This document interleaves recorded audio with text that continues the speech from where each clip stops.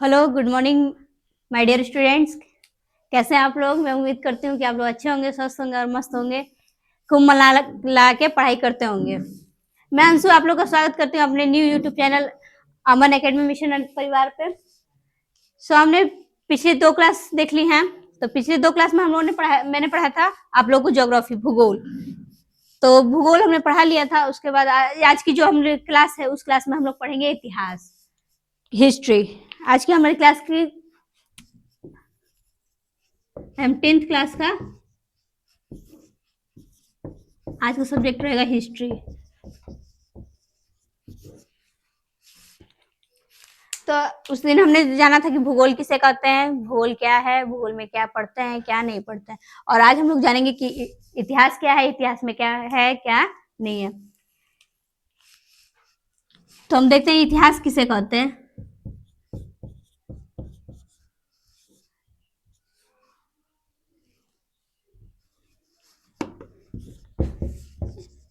इतिहास को हिस्ट्री बोलते हैं। जैसे हमने भूगोल कुछ दिन तोड़ा था 2 भागों में, वैसे हम लोग आज इतिहास को तोड़ेंगे 2 भाग। तो इति और प्लस हास। तो इति का मतलब होता है कि ये अवश्य ही, अवश्य ही। और इतिहास का मतलब घटना हुआ होगा। अगर हम इन दोनों को फिर से जोड़ दें यहाँ पे तो हो जाएगा अवश्य ही घटना हुआ होगा। मतलब कि इतिहास में ये घटना के बारे में बताइए, मतलब अवश्य ये घटना हुआ होगा। ये कोई भी घटना हो उसका हमें ये अवश्य हुआ होगा, तभी तो हम इसके बारे में पढ़ते हैं। तो ऐसे हमने इतिहास को देखा कि ये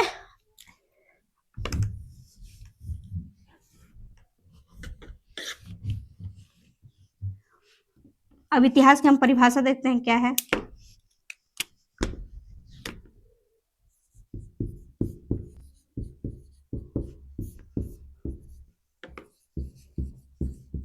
अतीत का अध्ययन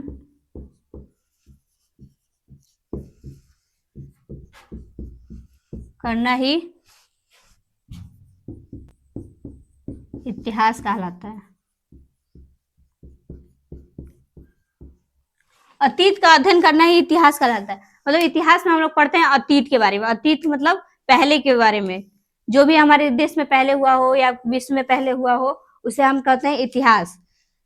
तो इसमें हम किस घटना के बारे में जानेंगे? जो अतीत में घटना हुआ हो, मतलब अतीत का अध्ययन करना ही इतिहास कहलाता है। अतीत में जो भी घटना हुआ हो, पहले जैसे हम लोग के देश में पहले गुलामी था तो उसके बारे में हम पढ़ेंगे। तो किस में पढ़ेंगे? इतिहास में पढ़ेंगे कि इतिहास में हमारे साथ क्या हुआ, क्या नहीं हुआ।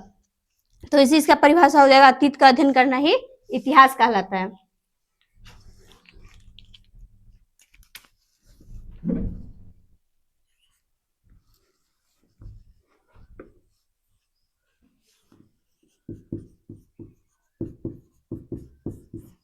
ये तो हो गया हमारे छोटे बच्चों वाला जो परिभाषा है। इसको तो छोटे बच्चे, हम लोग जब छोटे छोटे थे तब हम लोग पढ़ते थे अतीत का अध्ययन करना ही इतिहास का। लेकिन अब हम 10th क्लास में आ गए तो कुछ बड़ा तो हमको लिखना पड़ा। अगर हमारा आ जाए इतिहास को परिभाषित कीजिए तो हमारा इतनी सी में तो काम नहीं मिलेगा, हमको 2 नंबर तो नहीं मिल पाएगा। तो इसके लिए हमको थोड़ा बड़ा लिखना पड़ेगा और उसके बारे में थोड़ा अधिक जानकारी देना पड़ेगा। तो देखते हैं वो वाली परिभाषा उसको।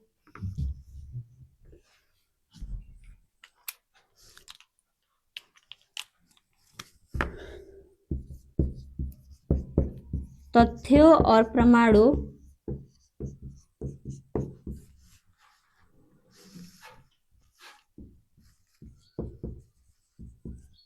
के आधार पर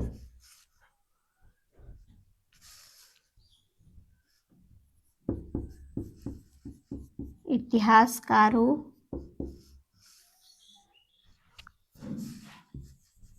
के द्वारा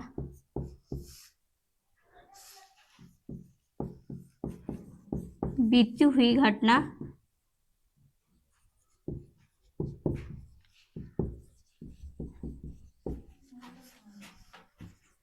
ही इतिहास कहलाता है।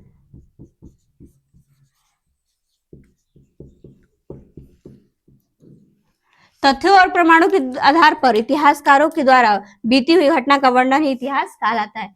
मतलब तथ्यों मतलब कोई चीज के बारे, कोई चीज हो, कोई वस्तु हो, पहले की वस्तु को हम देख के बताते हैं कि इतिहास की चीज है या अभी की चीज है। वैसे प्रमाण हो, कोई भी प्रमाण मिले हो हमको, जैसे हम लोग की सिंधु घाटी सभ्यता है तो उसमें भी हमको कुछ मिला है प्रमाण वगैरह, तो उससे हम पता लाते हैं कि ये पहले की चीज है, ये अभी की चीज नहीं है। तो इसी तथ्यों और प्रमाणों के आधार पर इतिहासकारों के द्वारा बीती हुई घटना का वर्णन करना ही इतिहास कहलाता है। तो इतना हमने देख लिया इतिहास किसे कहते हैं।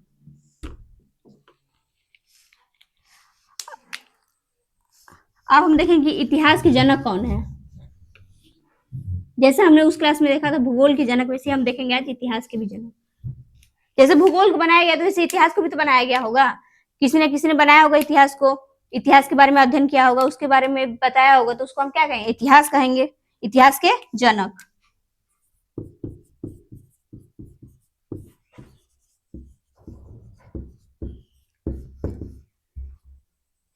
इतिहास के जनक थे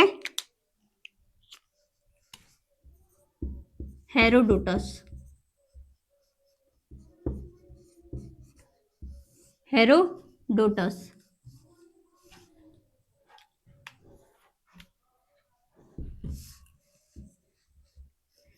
इतिहास के जनक जो थे उनका नाम था हेरोडोटस। ये यूनान के थे।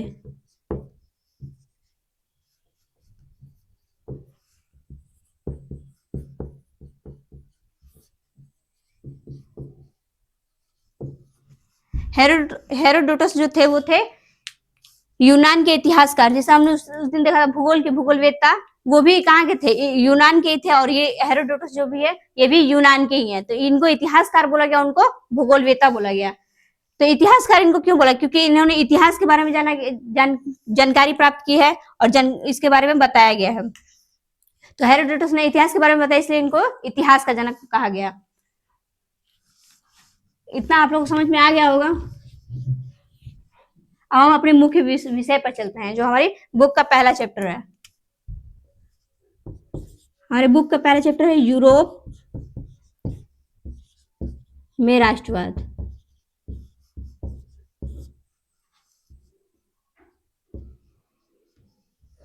जो हमारी 10th का बुक है उसमें का पहला चैप्टर है हमारा यूरोप में राष्ट्रवाद। ये चैप्टर जो है वो बहुत इंपॉर्टेंट चैप्टर है। उसके बाद इसके बाद हमारा एक है भारत में राष्ट्रवाद। भारत में राष्ट्रवाद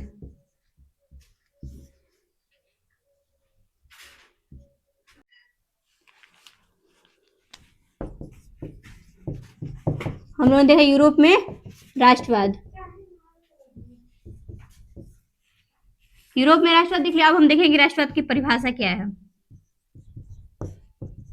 राष्ट्रवाद हम किसे कहते हैं, तो वहां पे तो हमने समझाया था कि राष्ट्रवाद देश के प्रति प्रेम जो होता है उसको हम राष्ट्रवाद कहते हैं। तो अब इसका परिभाषा लिखेंगे, क्योंकि हमारे एग्जाम में आएगा तो हम उसको परिभाषा ही लिख के देंगे, ऐसे समझा के तो छोड़ेंगे नहीं, क्योंकि वो हमारा लिखा हुआ देखेगा कि कितना लिखा है।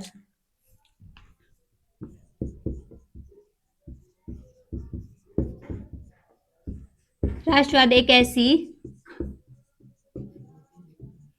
संकल्पना है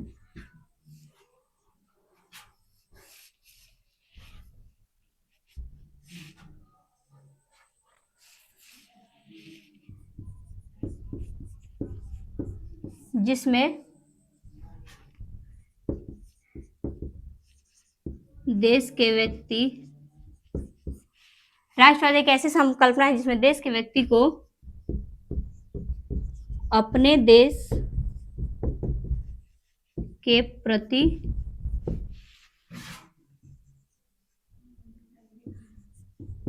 प्रेम हो।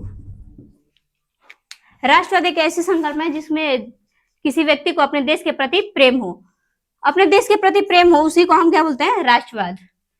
तो इतना आप लोग को राष्ट्रवाद समझ में आगे आ गया होगा। तो हम इसके आगे देखते हैं। इसके बाद हम देखेंगे राष्ट्रवाद की शुरुआत कब हुई। राष्ट्रवाद की शुरुआत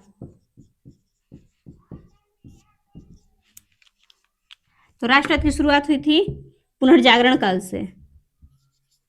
पुनर्जागरण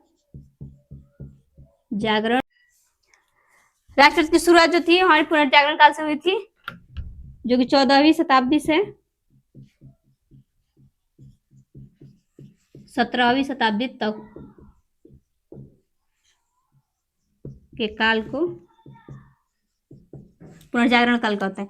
14वीं शताब्दी से 17वीं शताब्दी तक के काल को पुनर्जागरण काल बोलते हैं।